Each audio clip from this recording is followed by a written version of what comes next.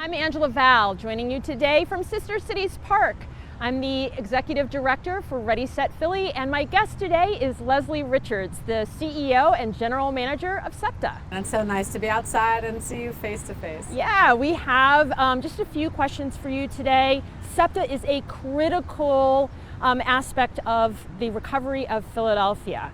And with all the vaccines on the rise and people returning back to work, will Septa be putting more trolleys, buses, and subways back on the tracks? Well, sure. As you know, we have not stopped running one single day. Our employees have shown up every day, and our essential workers and those who needed essential trips have been able to get to where they need to go. Our ridership's down, and so we are ramping our schedules back up. So for instance, our regional rail is running at about 50%, and we're going to be ramping that up to 80% over the next fiscal year.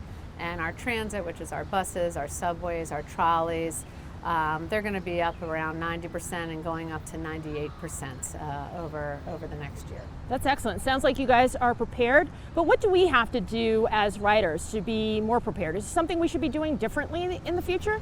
Sure. First of all, we've been talking to our riders, we've been talking to our employers in the region. We want to support them. So we've been in constant communication. We want to be here as they do their return to office plans. We want to be here to support them. So those conversations are continuously going on, which is great.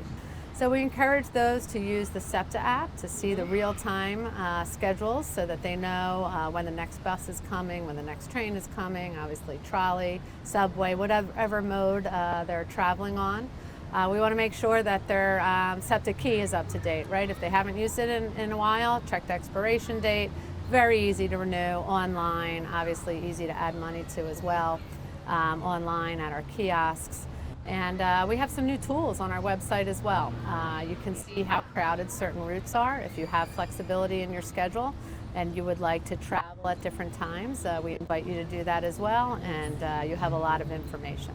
So check out our website, get on one of our modes of transportation, and we're really excited to welcome everyone back. Leslie, there are still mask requirements on Septa for all of its riders, whether that's a trolley, a subway, or a bus. How will that be enforced moving forward? Sure. Well, look, we're following CDC guidelines, and every transit agency in the United States is following those guidelines. So we will require masks as long as they are required. We have masks available at our customer service stations. We also have some of our employees traveling around, some of our transit police officers carrying masks with them. We remind everybody to wear our mask. We have very high mask compliance here. I'm very proud of it. 98% of people wearing masks on our system. If we count those wearing it correctly, it's down a little bit more. And we're seeing almost full mask compliance on all of our routes. That's great. It's a short ride, short amount of time to keep that mask on. So what measures has Septa taken to keep riders safe, particularly around sanitation and air circulation? Sure. Look, we've learned a lot. We've learned how to clean better, and we've learned how to improve our air quality. And we're doing really great work. In fact, a lot of our peers across the country are asking us for our advice and what we're doing. And we have wonderful partnerships, including with Drexel University, where we're constantly researching the best way to keep everyone as safe as possible. So people will see when they get on, we have enhanced cleaning. Vehicles are being cleaned multiple times a day. We're making sure that we're using the best products. They're all EPA certified. Our air filtering has also been enhanced, where we're using higher quality air filters. Air is refreshed 2 to 3 minutes on our vehicles and throughout our system. Yeah. And just to put that into context, 2 to 3 minutes is very good. It's even better than in an operating room. CDC guidelines for restaurants is for the air to refresh every hour. So it's safer to be on our system than it is to dine indoors. And so many people have taken on some risks. Nothing's risk-free, but people have to understand that taking transit is very low risk compared to other activities that people are already participating in. And I always like to remind people that there has not been one case worldwide that has shown transit as a COVID-19 spreader. And that's even with countries that have much better contact tracing than we have here in the United States. So transit remains to be a fairly safe option these days. So essential workers are a big part of Septa staff of 9,500 employees. They have been at work throughout the pandemic. How is their morale?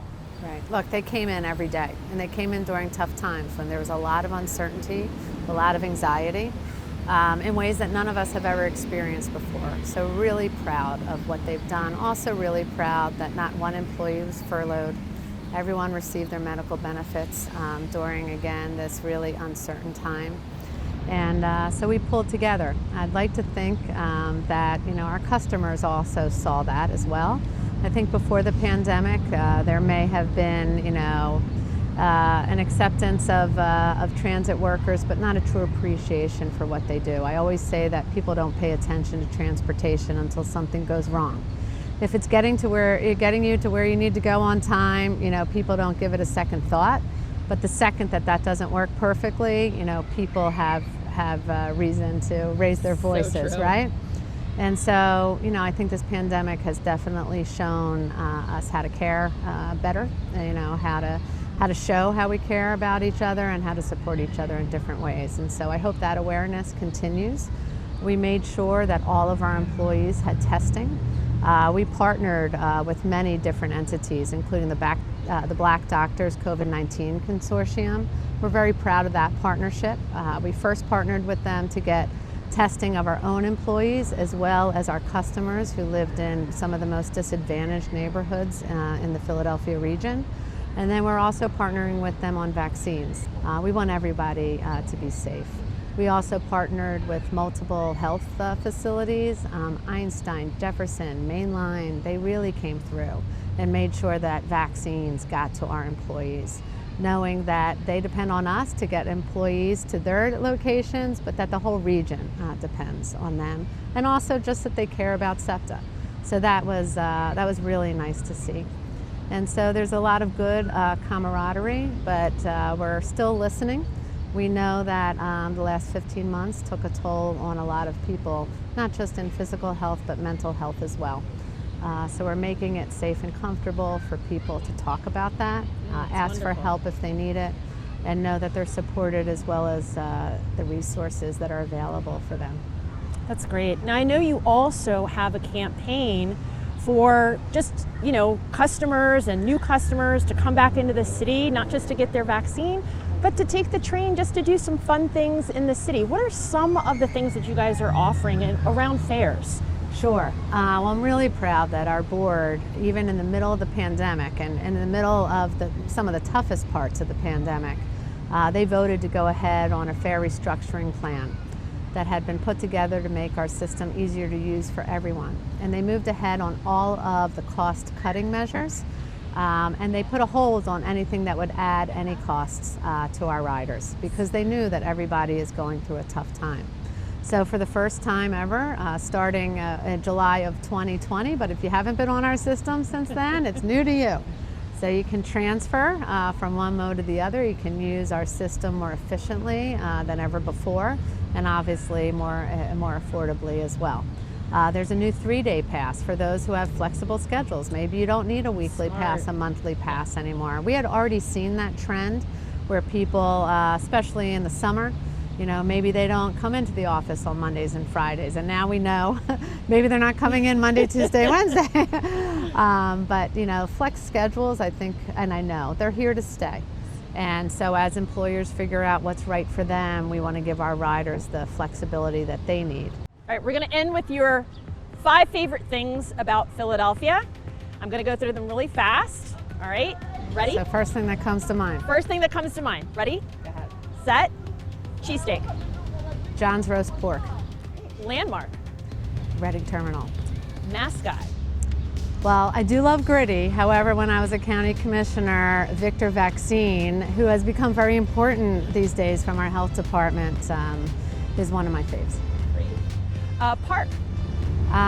Washington Park and the park behind Independence Mall. I've moved into that neighborhood and Beautiful. I've enjoyed it very much.